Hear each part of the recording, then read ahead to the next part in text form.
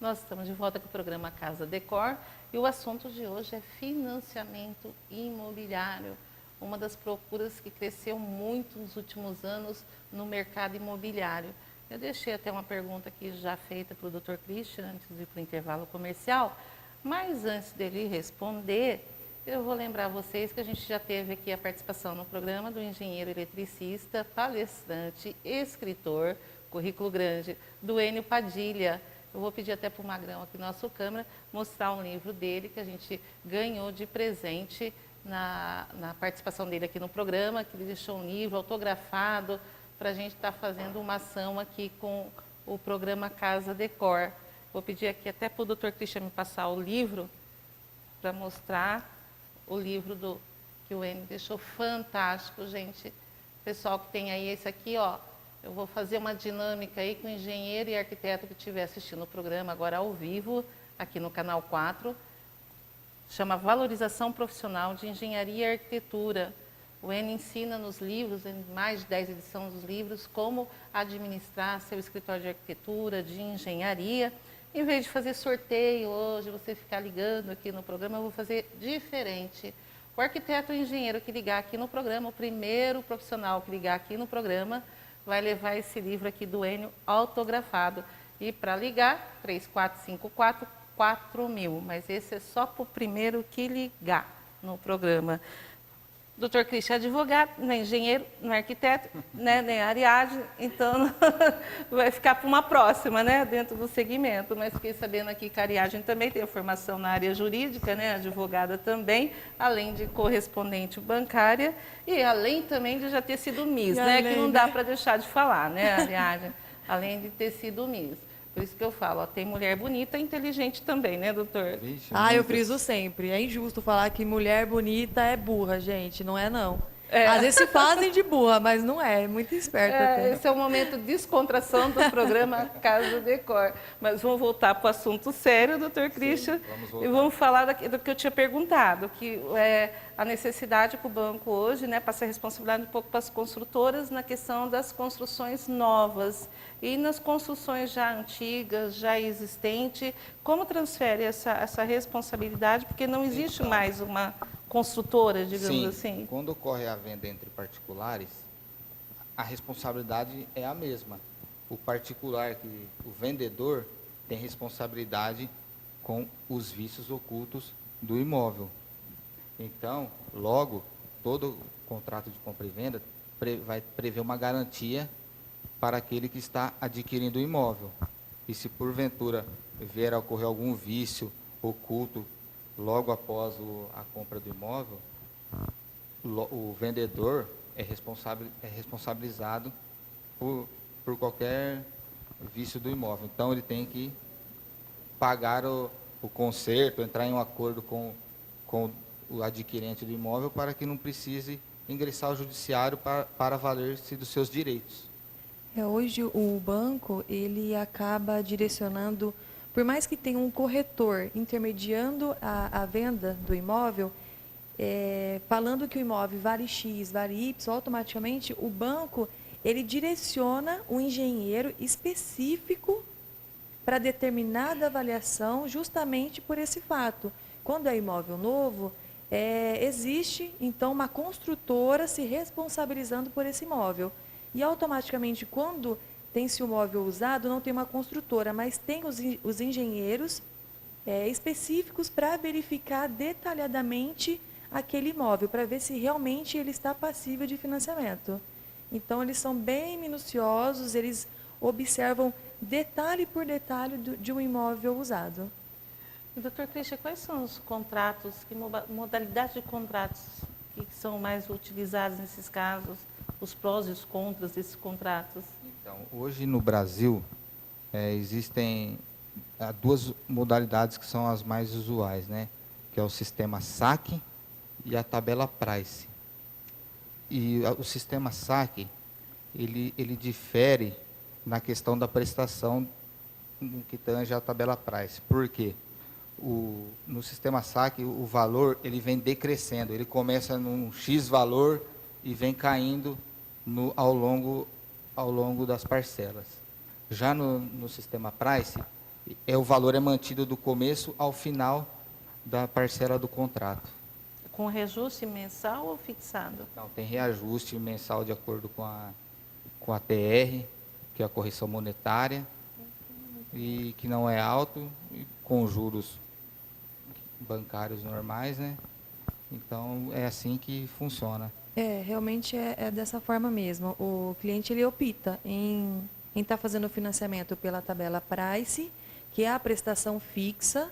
Essa prestação fixa, devido à taxa de juros dela, varia, mas não varia tanto, porque realmente a pessoa, quando ela opta pela prestação fixa, ela acredita que vai ser aquele valor até o final. E realmente tem uma variaçãozinha, de até no máximo uns R$ 5, mais ou menos, de prestação. Agora, na tabela saque, geralmente a prestação ela ultrapassa um pouquinho os 30% da renda do cliente, então ela fica um pouquinho mais alta e no final ela cai. E quais são os tipos de financiamento mais procurados, Ariadne? De financiamentos, nós temos o FGTS, que é para imóvel usado, o Minha Casa Minha Vida, para imóvel novo, o SBPE, que são imóveis acima de 180 mil, e a gente tem um chamado pró-cotista. Esse geralmente não é muito usado porque, vamos dizer que o banco tem uma gordurinha de fundo de garantia. E quando essa gordura ela cai, automaticamente esse sistema ele sai do ar.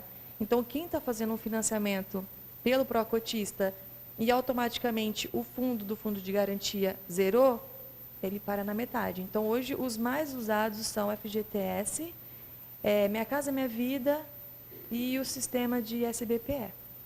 Sr. Christian, a gente falou há pouco sobre a questão dos recursos que o comprador entra na justiça por causa das parcelas, alegando juros abusivos, né?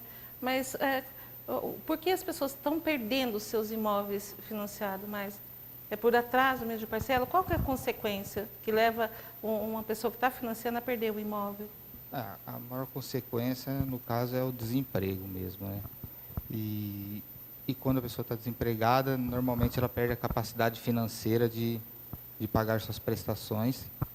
E ocorre o quê? Quando ela atrasa essa prestação, no mês seguinte, o valor aumenta. Dela atrasa mais uma, o valor aumenta, com juros, com correção monetária, com multa. E, na verdade, o maior perigo, esse imóvel ir a leilão. Hoje, no sistema que a Caixa usa, os imóveis podem ir a leilão extrajudicialmente, não necessita de ingressar no judiciário para mandar o imóvel para leilão e a pessoa perder o risco. Morosa? Isso, não necessário. Tanto que nos próprios contratos, tanto que a Caixa faz o contrato de alienação fiduciária, que é o quê? Que dá garantia ao credor do imóvel. Então, logo, o credor ele pode mandar o imóvel a leilão extrajudicialmente. E a pessoa, normalmente, ela recebe uma cartinha do banco falando que o imóvel vai a leilão, mas muitas vezes, como já me procuraram, a pessoa não acredita. Mas o imóvel pode ir a leilão extrajudicial e a pessoa pode, sim, perder o imóvel sem que isso seja preciso entrar com uma ação judicial para efetivar isso. Em que período do início da inadimplência até essa execução do leilão? Quanto tempo, Olha, mais ou menos, leva? O banco não tem um prazo. Se a pessoa atrasar um mês, se o banco desejar, já pode tomar as medidas cabíveis.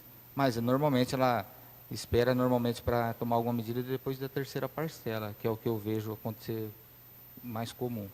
Ela manda notificação de cobrança, ele liga, ele manda... Tenta resolver amigavelmente. Daí manda maneira. uma notificação extrajudicial informando que em tal prazo, se não for quitado, o imóvel vai a leilão. Daí manda outro falando que o imóvel vai a leilão em tal data, se não pagar. E muitas vezes a pessoa deixa para o último minuto e ela pode acontecer de perder o imóvel.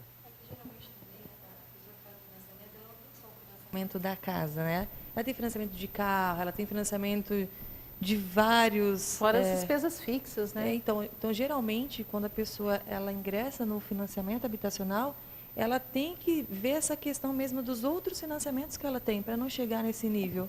Porque automaticamente a Caixa ela vai exigir que a pessoa pague. É como se a Caixa fosse um fiador, né? Ela está esperando ali que a pessoa pague Mas se a pessoa não pagar, quem vai arcar vai ser ela. Então, automaticamente, ela fica sujeita a pegar o imóvel de volta, porque o imóvel ainda é da Caixa. Só passa a ser do cliente quando ele automaticamente quita a última parcela desse imóvel. E banco não perde, né, doutor? Não perde de jeito nenhum. Não perde, por isso que Quem não gosta de perder, né? Quem quer perder, né, Fícia? Verdade, Acho ninguém quer difícil, perder. né? Quem compra o imóvel tem que ter a cautela, se tiver outros débitos, outros financiamentos, de sempre priorizar o imóvel. Não importa se perder um carro, se perder uma moto, mas não pode perder a casa. Muitas vezes as pessoas priorizam o carro, a moto e deixa a casa para lá. O bem maior O é a bem casa, maior é né? a Bem maior casa, é não a pode casa, perder o com imóvel. certeza. Agora, quando chega no caso do leilão, o comprador ele recupera alguma coisa do que já pagou, do que já investiu no imóvel? Como é esse processo? Às vezes sim, recupera. Depende o valor, o tanto de valor de parcela que ele já pagou, o tanto do valor o valor do imóvel, se o banco vai pegar o que ele deve para ele. Se sobrar alguma coisa, é devolvido ao dono do imóvel. Mas é sempre muito pouco, né? Sempre muito pouco. Às vezes nem sobra, às vezes você fica em dívida com o banco ainda. Então a pessoa tem que acaba tomar sendo cuidado. um aluguel, né? A pessoa fica no imóvel como se ela estivesse pagando o aluguel daquilo que era dela, mas ela não consegue pagar. Então, automaticamente seria isso. Nossa, o que é uma pena, né? Porque o bem maior é a casa da gente, né? O lar da gente. Nós vamos com um breve intervalo, voltamos daqui a pouco falando mais de financiamento imobiliário. Até já.